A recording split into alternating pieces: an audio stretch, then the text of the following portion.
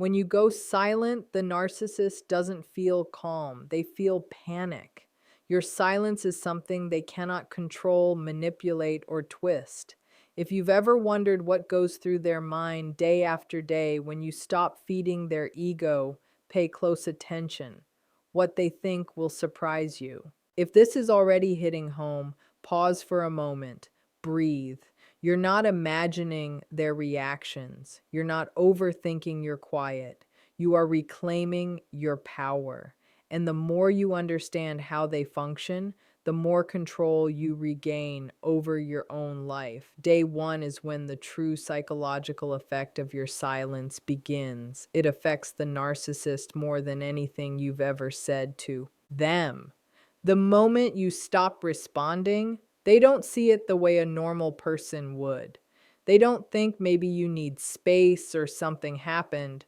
Instead, their mind immediately jumps to one thing: ego panic. Your quiet is never neutral for them. It feels like an insult, a threat, a challenge to the image they have of themselves. They are used to you reacting, explaining, defending, clarifying, or calming them down. The second all of that disappears, they feel the floor shift beneath them. They experience sudden loss of control, and control is their lifeline. Without it, they choke. On this first day, they run through all predictable thoughts. They won't last. They always come back. They need me more than I need them. None of this is based on reality. It's based on the fantasy they've created where they are the center and everyone else revolves around them. Your silence cracks that illusion, and cracks bring fear, but they hide that fear with arrogance. They tell themselves you're playing a game and they're still winning. They may even smirk at the idea that you could detach because in their mind you can't. But under that arrogance is restlessness. They can't sit still. They check their phone more often than usual. They scroll through old chats. They search for signs that you are still orbiting them. They might replay old messages or memories, not because they miss you, but to reassure their ego that they still matter and are still in control. Your quiet introduces the one thing they cannot handle: unpredictability. They don't know what you are thinking. They don't know what you are planning. They don't know what's coming next. That uncertainty tortures them. Even on day one, cracks start to appear in their confidence. Day two is when the silence starts to settle, and the narcissist begins feeling something they hate admitting: withdrawal. Not emotional withdrawal, but control withdrawal. They relied on your reactions far more than you realized. Even your annoyed responses kept them alive. They fed off your attention, your explanations, your attempts to fix things, your desire to repair the relationship. When all of that disappears, it hits them like a drug withdrawal. They get restless, distracted, and oddly hyper-focused on you all at once. They begin checking for any signs that you might give in. Did you view their story? Did you post something sad? Did you accidentally like a post? They are searching for proof that you are still within reach. On day two, their mind goes into analysis mode. They reread your last messages. They interpret your silence as a strategy, not a boundary. They think you are doing it for attention because that's how their mind works. They assume your silence is a performance, not a choice. They start guessing how long you'll last, convincing themselves you cannot keep it up. Every hour without a message feeds their irritation. They won't admit this to anyone. They may even act colder, louder, or more distant, pretending they don't care. Inside, though, their mind races, trying to figure out why you aren't responding as they expected. They become surveillance experts. They monitor your online activity like a mission. They check timestamps, profile changes, status updates, anything that shows you are aware of them. But the real fear inside them is simple. What if you aren't checking them at all? What if your quiet isn't a game? What if they truly lost their grip on you? Day 2 is when confusion mixes with anxiety, and for the first time, they sense something slipping from their control. Day 3 is when their ego begins scrambling for safety. Your silence has lasted long enough to make them uncomfortable, so they do what they do best: rewrite the story in their favor. They cannot accept the idea that you stepped back because you are tired, hurt, or finally done. That truth is too dangerous. Instead, they create stories that soothe their ego and let them feel superior again. They tell themselves you are being dramatic. They convince themselves you are too emotional, too attached, too invested to stay quiet for long. In their mind, this is not a boundary, it's a tactic for attention. They genuinely believe you are still orbiting them, even if you are not speaking. They craft fantasies where you think about them constantly, check your phone, wait for them to reach out. They imagine scenarios where you come back apologizing or explaining yourself. This isn't delusion for no reason, it's self-preservation. Their ego cannot accept the idea that someone might disconnect without permission. So they make a version of reality where they remain in control, even if everything shows otherwise. On day 3, they also begin rewriting the story to make themselves the victim. They think, I did nothing wrong, they're overreacting, or they are manipulating me. Victimhood gives them psychological cover. It stops them from admitting their behavior or taking responsibility.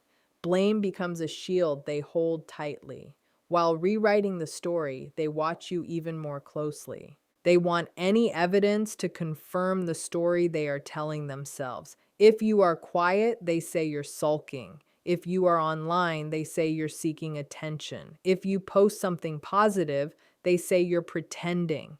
No matter what you do or don't do, they twist it to protect themselves. The fantasy grows stronger because reality would mean admitting they are losing control, and their ego will never accept that. Day 4 is when their inner world shifts from denial into irritation, which quickly becomes anger. Your silence, which they first dismissed, now threatens their sense of superiority. They don't see your quiet as a boundary or reaction. They see it as disrespect. It injures their ego in ways they cannot tolerate. And when a narcissist's ego is hurt, the first reaction isn't sadness or reflection. It's rage, quiet or loud, but rage nonetheless. On this day, they start mentally devaluing you to regain power. They tell themselves you were never that special, important, or irreplaceable. They run through every flaw, every mistake, every vulnerable moment. This internal devaluation is their way of making themselves feel big again. In reality, the harsher they get inside, the more threatened they feel. They may also act cold or careless outwardly. They might post happily on social media, pretend they moved on, or seek attention. They do this not because they are fine, but because they want you to see it, to feel small, to react. But your silence cuts off access to your emotions, intensifying their anger. Inside, they wrestle with a bigger fear. If you can stay quiet this long, maybe you are slipping away. Maybe they don't have the power they thought they did. They won't admit this, even to themselves. So they hide it under arrogance, insults, and imaginary superiority. Day 4 is when they try hardest to convince themselves you don't matter. Ironically, it's also when you occupy their mind the most. Day 5 is when internal panic begins leaking through cracks of their arrogance. Up to now, they've tried controlling the story with confidence, denial, and anger. But now your silence lasts longer than expected and something inside shifts. They won't say it aloud, but they are worried. Not about losing you as a person, but losing what you gave them: attention, validation, emotional energy, stability, admiration, the sense of being important. You were the fuel they relied on, and now they feel the absence. a source of attention, and now that source has gone quiet. That's when scarcity begins to kick in. Behind closed doors, they start wondering who will fill the space. They need someone to listen, someone to react, someone to admire them, someone to soothe their ego. Without that, they feel empty, restless, irritated, and bored. They may start scanning their surroundings for replacements.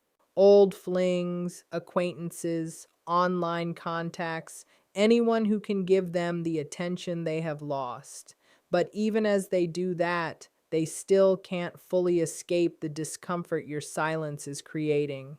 It's like an itch they can't scratch, a reminder that something has slipped from their control. By day 5, their thoughts become scattered and inconsistent. One moment they convince themselves that you were insignificant. The next moment they wonder why you haven't cracked yet. Then comes a flash of fear. What if you are moving on? What if someone else is giving you the validation they used to hoard for themselves? What if you have recognized your value? These thoughts terrify them. That fear mixed with insecurity pushes them to overanalyze your silence more than they ever expected. They won't reach out directly yet because their pride still blocks them. But deep inside, they're watching, waiting, calculating because for the first time, the idea is becoming real. They might be losing their hold on you, and that is the one outcome they never prepared for. Day 6 is when the panic turns into strategy. By this point, your silence has lasted long enough to unsettle them, irritate them, and force them to question the control they thought they had over you. They are not just uncomfortable anymore, they are threatened. And when a narcissist feels threatened, they do not reflect, they do not apologize, they do not suddenly understand your pain. Instead, they shift into testing mode. They want to know one thing: do they still have access to you? On this day, their mind becomes tactical. They start planning small, low-risk ways to get your attention without exposing their ego. They will not send anything vulnerable or direct, not yet. Instead, they send something tiny, something they can act as if it meant nothing. If you do not respond, they may try a like on an old photo, a reaction to a story, a random one-word text, a question mark, a meme, a song lyric, something that seems accidental but is actually deliberate. These small gestures are their way of knocking on the door without admitting they want back in. This is not affection. This is not care. This is bait. They want to measure how much influence they still have over you. They want to see if you will respond instantly, slowly, angrily, or emotionally. Any reaction tells them they still matter. Any reaction reassures them that their source of supply isn't gone. Silence, however, tells them the opposite, that you are slipping out of their control, and that terrifies them far more than losing the relationship itself. Inside, they are restless, irritated, and deeply curious. They begin imagining how you will react to their small attempts. They prepare excuses in case you ignore them. It was a mistake. I didn't mean to send that. Just checking something. These excuses protect their ego so they can pretend they were not trying to reach you. But behind the scenes, that tiny action is a huge admission. They cannot tolerate your silence any longer. Day 6 is where their mask begins to crack. They test you not to reconnect, but to prove to themselves that they still have control. And if you remain silent through the test, it rattles them more than you could ever notice. Day 7 is when the fear under their bravado starts to surface. Up to this point, they have cycled through shock, denial, ego stories, anger, and testing. But now something darker begins to creep in: the fear of exposure. Your silence has lasted long enough that they can no longer predict you. read you, or control your reactions. That unpredictability threatens them more than anything else. They start thinking, what if you figured me out? The idea that you may finally see who they truly are terrifies them in a way they will never admit. They replay past moments in their mind, not because they miss you, but because they are searching for mistakes. Did they slip up, reveal too much, go too far in their manipulation? Narcissists depend on confusion, distraction, and emotional fog to maintain control. Silence removes that fog. Silence gives you space to think, reflect, and connect the dots they hoped you never would. On day 7, they sense that shift. They fear that you are no longer under their spell. Another fear hits. What if you are telling others their reputation, their image, their carefully built persona? These are everything to them. The thought that you may speak the truth about their behavior frightens them deeply. Your silence signals that you have withdrawn your emotional energy. When someone withdraws emotionally, they often start seeing things clearly. A narcissist knows this. They understand that once the emotional fog is gone, their behavior becomes undeniable. They may act cold, confident, or unaffected on the surface, but inside they are restless, pacing, overthinking. They do not know if your silence means you have moved on, if you are done for good, or if you have been. Ally recognize their patterns. That uncertainty is torture. Day 7 is when they feel the weight of losing control, losing influence, and losing their ability to manipulate the story. For a narcissist, that loss is devastating. Day 8 is where desperation collides with pride, creating a storm they can no longer hide from themselves. Your silence has lasted long enough that it cannot be dismissed as a mood, phase, or tactic. Now it feels real. Now it feels like distance. Distance is danger for a narcissist. Distance means you are thinking clearly. Distance means you are no longer reacting. Distance means you are slipping out of the emotional trap they built. On this day, their thoughts swing between two extremes. One moment, they fill themselves with delusional confidence. They can't live without me. They always come back. They need my attention. These thoughts act as ego bandages, covering the growing wound your silence is creating. The next moment, the bandages fall and fear hits like a wave. What if you are truly done? What if they have met someone else? What if you have seen the truth? They hate these thoughts because they expose one undeniable truth. You mattered more than they ever admitted. This is also when they start preparing for a comeback, but only on their terms. They imagine how to reach out while protecting their ego. They rehearse messages in their head, something casual, something funny, something that seems unbothered. Beneath all that is a single motive. They want proof you still respond to them. However, they do not send anything yet. Their pride is still too loud. Instead, they gather information. They lurk. They check your social media more often. They try to decode your silence like it is a puzzle. They wonder if you are healing, if you are waking up, if you have recognized the cycle. Deep down, they know something is happening that they cannot reverse. Your mind is clearing. Your emotions are settling. Your perspective is sharpening. Their biggest fear becomes undeniable. Your silence is changing you. They cannot control the person you are becoming.